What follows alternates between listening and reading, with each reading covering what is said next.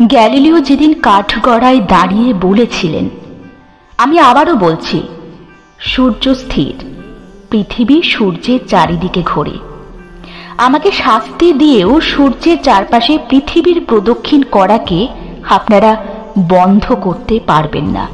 পৃথিবী আগের মতোই ঘুরতে থাকবে। সেদিন ওনার কথায় সবাই হেসেছিল।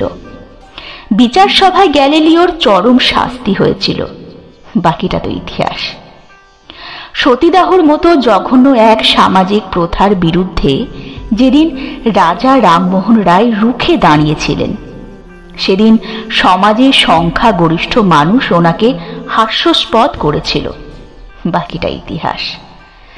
সিগনেট থেকে প্রকাশিত বিভূতিভূষণের পথের পাঁচালী সংক্ষিপ্ত সংস্করণ আম আটির ভেপুর জন্য ছবি আঁকতে আঁকতেই সত্যজিতের মনে হয়েছিল, তিনি যদি কোনোদিন সিনেমা তৈরি করেন তবে এটাই হবে তার প্রথম সিনেমা। সিনেমার শুটিং যখন শুরু হয় তখন শুধু প্রযোজকরাই নন, তৎকালীন বিখ্যাত পরিচালকরাও তাকে নিয়ে হাসি ঠাট্টা করেছিল।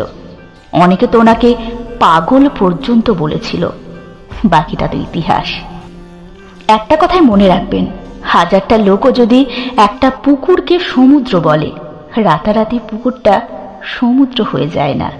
তাই প্রশ্ন এটা নয় যে পরিসংখ্যানের দিক দিয়ে আপনি কত শতাংশ, প্রশ্ন এটাও নয় যে আপনি কতটা গুরুত্ববহ, প্রশ্নটা হচ্ছে আপনি ঠিক নাকি ভুল।